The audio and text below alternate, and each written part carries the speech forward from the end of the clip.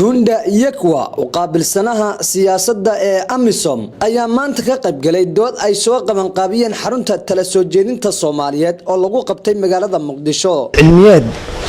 ku saabsan mandateeka ay ku joogaan ciidamada AMISOM Soomaaliya waxaana ka soo qayb galay wakiil ka socday AMISOM iyadoo halka su'aalo ay ku weydiiyeen xildhibaano ka tirsan dawladda federaalka Soomaaliya iyo sidoo kale siyaasiyiin ka soo qayb galay dood cilmiyeedkan oo ay soo qaban qaabisay xarunta tala soo jeedinta Soomaaliyeed oo ay goobjoog ka ahaayeen gudoomiyaha xarunta tala soo jeedinta Soomaaliyeed Guray Xaaji Xasan iyo sidoo kale gudoomiye ku-xigeenka koowaad ee xarunta tala soo jeedinta Soomaaliyeed Saciid Jaamac Qorsheel iyo sidoo kale gudoomiye ku-xigeenka labaad ee xarunta tala soo jeedinta Soomaaliyeed Cabdiqaadir Siidi. dood cilmiyeedkan oo ay ka soo qayb galeen warbaahinta qaybaheeda kala duwan ayaa waxa halka la isweydaarsaday oraahyo ka turjumaya ciidamada AMISOM ee ku sugan Soomaaliya wixii ay Soomaaliya ka qabteen xagga amniga iyo xagga mas'uuliyiintii ka soo qayb galay madasha ayaa waxa hadaladoodii kamid ahaa sida tan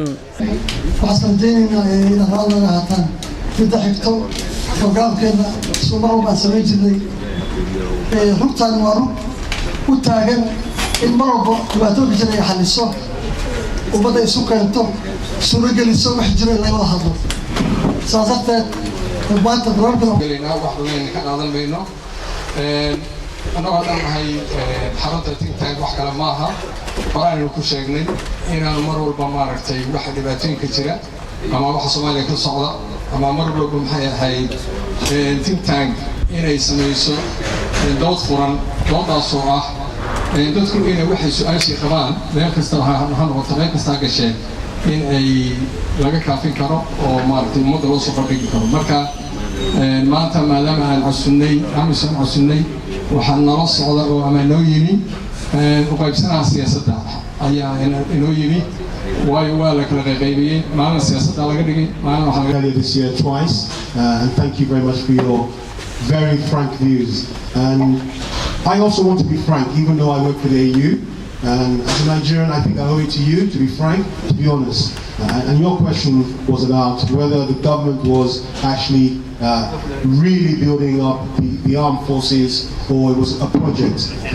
And I want to give you the real answer from what I feel somebody who works with inside.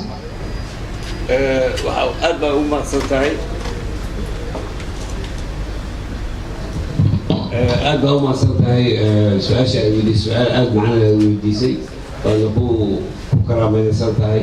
laakiin su-aasha hadda markaan dib ugu laabto arrinkan ah aad weydiisay oo ah in project uu yahay mashruucan ama inay dhab naga ahayn annaga inuu mashruuc yahay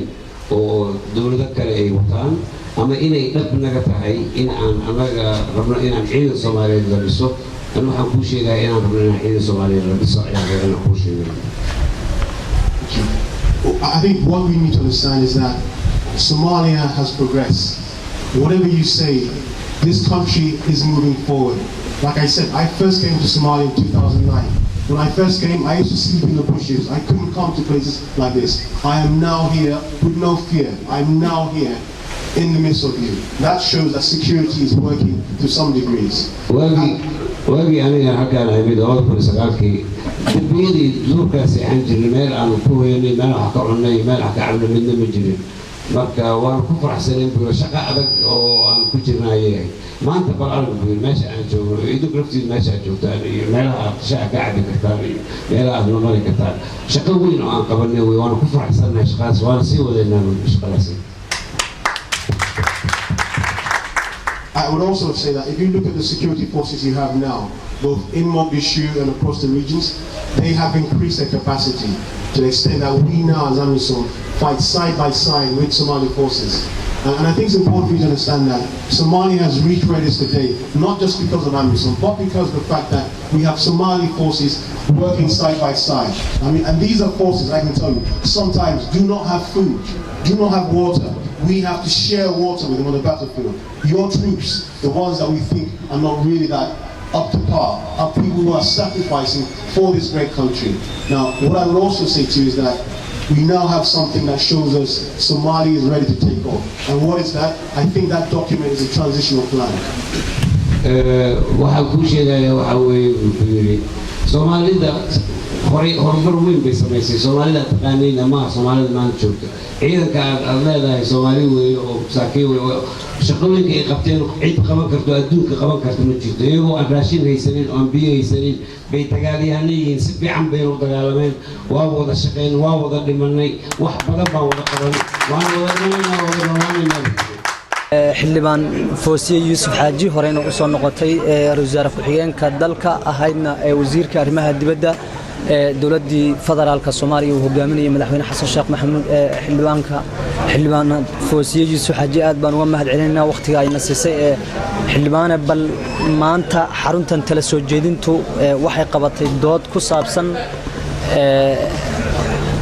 oo ay doodaas ay ka soo qayb galeen xildhibaano iyo wasiiro horey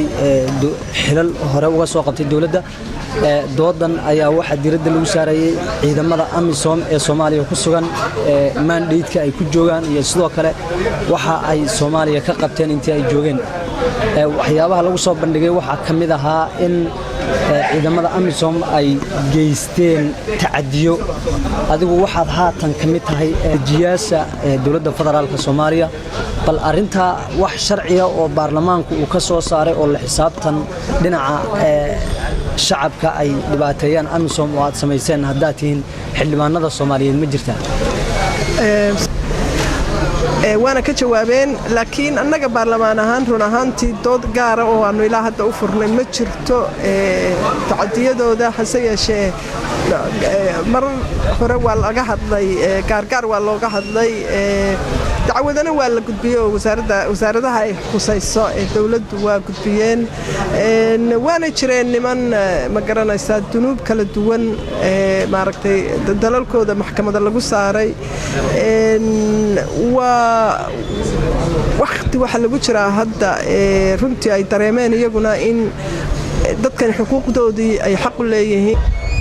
cabdiqaadir siidi oo ah gudoomiye ku-xigeenka labaad ee xarunta tala soo jeedinta Soomaaliyeed ayaan markii munaasabadu ay soo ilaatay wax ka weydiinay xarunta tala soo jeedinta Soomaaliyeed dood cilmiyeedkan ay maanta soo bandhigeen runtii waxa ka soo qayb galay sarkaalka u qaabilsan AMISOM ninka ugu sareeya dhinaca siyaasadda oo ah wakiilka ama maxaa ku raada xafiiska ninka ugu sareeya maxaa ku raada siyaasadda ee